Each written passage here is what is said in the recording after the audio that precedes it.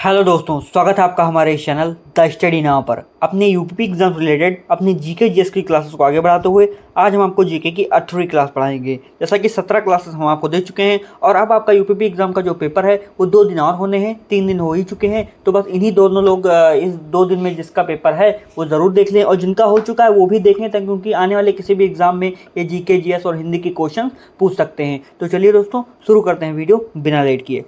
पहला क्वेश्चन है, भारतीय के विदेशी विनिमय संचय का प्रतिरक्षक कौन है? भारतीय के विदेशी विनिमय संचय का प्रतिरक्षक कौन है पूछा गया है। तो वित्त मंत्रालय है, भारतीय रिजर्व बैंक है, स्टेट बैंक ऑफ इंडिया है, विदेश मंत्रालय है। तो इसमें पूछा गया है भारतीय के विदेशी विनिमय संचय का प्रतिरक्षक, तो वो है दोस्तों भारतीय रिजर्व बैंक, यानी कि reserve bank of India. Option number B is the right answer, भारतीय रिजर्व बैंक।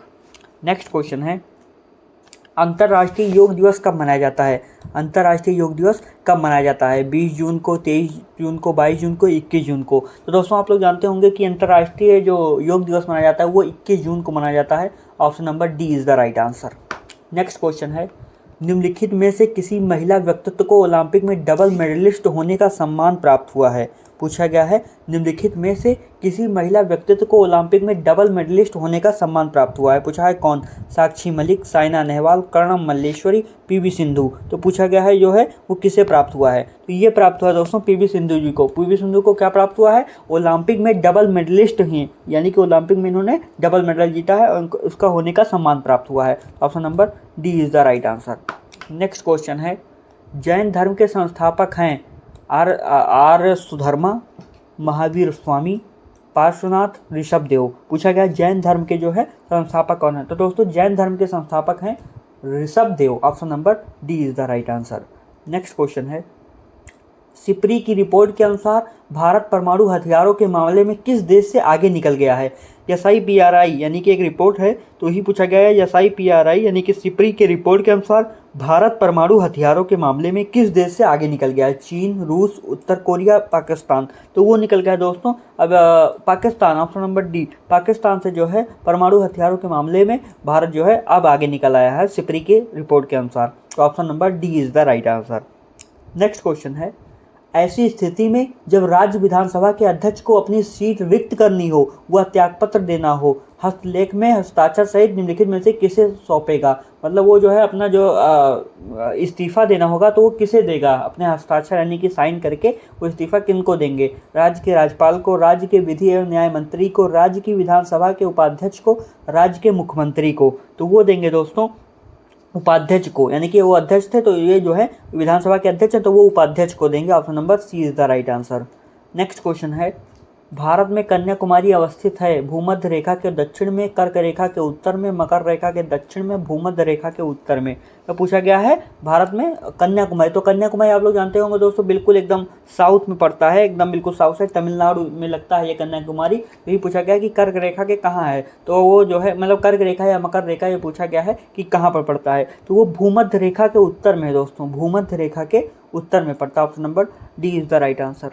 नेक्स्ट क्वेश्चन है, निम्नलिखित में से किस राज्य में कजली पेंटिंग पारंपरिक रूप से संबंधित है जिसमें ब्रश का उपयोग किया जाता है? कजली पेंटिंग पूछा गया है जो प्रसिद्ध है वो कहाँ का प्रसिद्ध है? झारखंड का, तमिलनाडु का, केरल का, राजस्थान का। कौन सी पेंटिंग? कजली पेंटिंग पारंपरिक रूप से संबंधित है किस राज्य से? तो वो संबंधित है दोस्तों राजस्थान से। Option number D is the right answer. Kajli painting जो है वो पारंपरिक रूप से संबंधित है वो राजस्थान राज्य से। Option number D is the right answer. Next question है, निम्नलिखित में से कौन सी नदी घाटी क्षेत्रफल की दृष्टि से सबसे बड़ी है? कावेरी, नर्मदा, महानदी, ताप्ती। अब पूछा गया इसमें क्षेत्रफल की दृष्टि से तो ये कौन सी नदी है जो क्षेत्रफल में सबसे ज़्यादा स्पेस लेती है? तो वो है दोस्तों Mahanadi. Option number C is the right answer. ये क्षेत्रफल की दृष्टि से सबसे बड़ी नदी है। नेक्स्ट क्वेश्चन है, चापचर कूट त्योहार मुख्य रूप से कहाँ मनाया जाता है? नागालैंड में, मेघालय में, मिजोरम में, मणिपुर में। चापचर कूट त्योहार जो है मुख्य रूप से कहाँ मनाया जाता है? तो ये त्योहार दोस्तों मुख्य रूप से जो मनाया जाता है वो मिजोरम में मनाया जाता है। Option number C is the right answer.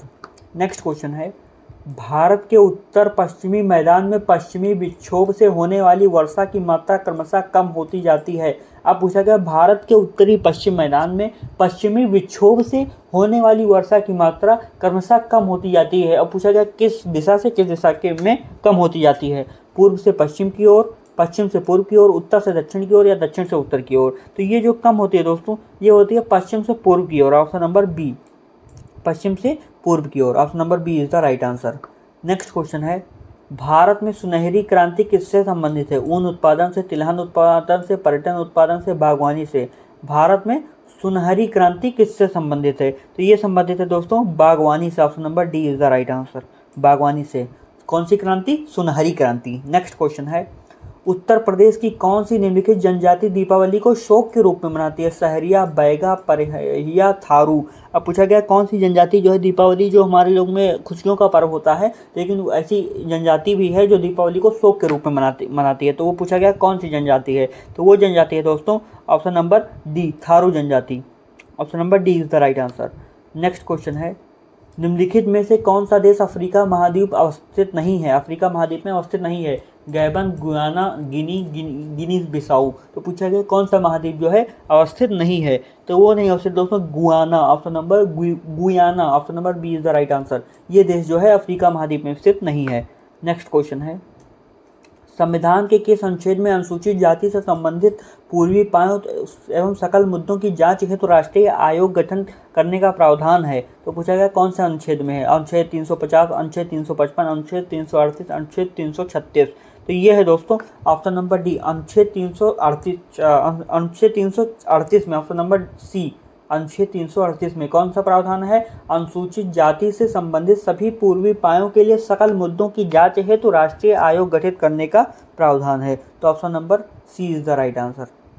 Next question है, किसी टीवी सेट को चलाने के लिए रिमोट नियंत्रण इकाई द्वारा निम्नलिखित में से किसका प्रयोग किया जाता है? ध्वनि तरंगों का, प्रकाश तरंगों का, रेडियो तरंगों का, सूक्ष्म तरंगों का। अब इसमें पूछा गया दोस्तों जब हम टीवी को ऑन करते हैं तो रिमोट के द्वारा टीवी को कंट्रोल करते हैं। तो पूछा गया जब रिमोट के द्वारा टीवी को कंट्रोल किया जाता है तो उसमें कौन सी तरंगों का प्रयोग हुआ है? तो ध्वनि तरंगों का, प्रकाश तरंगों का, रेडियो तरंगों का, सूक्ष्म तरंगों का।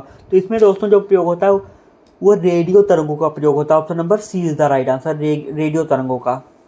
नेक्स्ट क्वेश्चन है, हाल ही में विश्व खाद्य सुरक्षा दिवस कब मनाया जाता है? 5 जून, 6 जून, 7 जून, 8 जून। हाल ही में विश्व खाद्य सुरक्षा दिवस कब मनाया जाता है? तो पूछा गया है कब मनाया जाता है? 5 जून, 6 जून, 7 जून, 8 जून। तो वो मनाया जाता है दोस्तों 7 जून को। क्या मनाया जाता है? विश्व खाद्य सुरक्षा दिवस मनाया जाता है। Option number C is the right answer.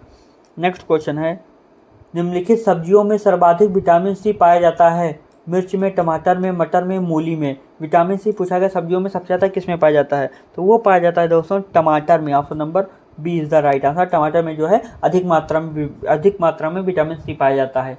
Next question है, MS एक्सेल में फार्मूला आने पर कौन सा चिन्ह दिखाई देता है? पूछा गया है MS एक्सेल में फार्मूला आने पर कौन सा चिन्ह दिखाई देता है? अब ये बना है डॉलर का, मतलब स्टार का, बड़ा इक्वल का, हैश का। तो ये जो चिन्ह दिखाई देता है दोस्तों वो इक्वल का चिन्ह दिखाई देता है। जब कोई फार्मूला आता है तो इक्वल करके आता है। Option number C is the right answer. Next question है, निम्नलिखित में से किसने बादशाह शाहजहां को सुप्रसिद्ध हीरा कोहिनूर भेंट किया था? औरंगजेब, दारा शिकोह, मीर जुमला, अबुल हसन कुलबाशाह। पूछा गया निम्नलिखित में से किसने बादशाह शाहजहां को सुप्रसिद्ध हीरा कोहिनूर भेंट किया था? किसने भेंट किया था?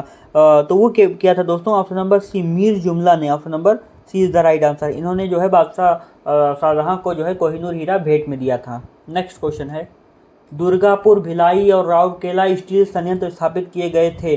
प्रथम पंचवर्षीय योजना में, द्वितीय पंचवर्षीय योजना में, तृतीय पंचवर्षीय योजना में, चतुर्थ पंचवर्षीय योजना में। तो दोस्तों दुर्गापुर, भिलाई और राउरकेला स्टील संयंत्र जब स्थापित किए गए थे तो वो स्थापित किए दिए थे द्वितीय पंचवर्षीय योजना में। Option number B is the right answer. और द्वितीय पंचवर्षीय योजना में कौन भारत के प्रधानमंत्री थे? पंडित जवाहरलाल नेहरू जी थे। प्रथम में भी वही थे, द्वितीय में भी वही थे और तृतीय में भी वही थे। जब लागू हुआ था तो वही थे, पंडित जवाहरलाल नेहरू जी ही। तो ये थी तीनों पंचवर्षीय योजना में प्रधानमंत्रियों की नाम, मतलब एक ही प्रधानमंत्री थे, उनका नाम था जवाहरलाल नेहरू, तीनों में वही थे। नेक्स्ट क्वेश्चन है, उत्तर प्रदेश का पारीछा बांध किस नदी पर अवस्थित है? बेतवा, केन, रिहंद, रोहिणी। पारीछा बांध पूछा गया है दोस्तों। तो उत्तर प्रदेश का जो पारीछा बांध है वो बेतवा नदी, option number A is the right answer, Betwa नदी पर स्थित है। नेक्स्ट क्वेश्चन है, भारत में प्रथम समाचार पत्र प्रकाशित करने के पीछे कौन था?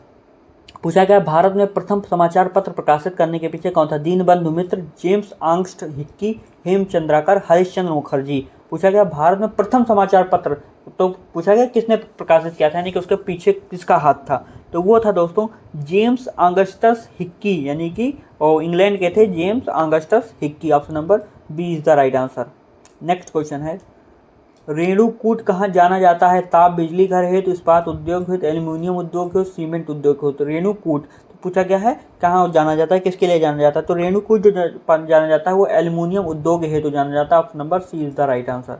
नेक्स्ट क्वेश्चन है, निम्नलिखित में से किस राज्य में सत्रिया नृत्य शैली प्रसिद्ध है? असम, हिमाचल प्रदेश, पंजाब, तमिलनाडु। निम्नलिखित में से किस राज्य में सत्रिया नृत्य है दोस्तों एक प्रकार का? तो पूछा गया वो जो है कहाँ प्रसिद्ध है? तो वो है दोस्तों Assam. Option number A is the right answer. Assam में फेमस है सत्रिया नृत्य। तो दोस्तों ये थे हमारे एक और क्वेश्चंस की सीरीज, 25 MCQ क्वेश्चन की सीरीज। और अब मैं आपको दो और दूंगा, ये हमारी 8वीं क्लास होगी। अब कल आपका एक पेपर कल है और एक पेपर मतलब एक कल है पेपर और फिर परसों है। तो मैं कल परसों तक आप लोगों को वीडियो दूंगा। और ये हमारा 18वीं क्लास थी और ऐसे मैं आपको 19-20 क्लास और दूंगा। मैं क्लासेस कम कर दे रहा हूँ क्योंकि जितना मैंने पढ़ा चुका हूँ उतना पहले आराम से पढ़ लीजिए।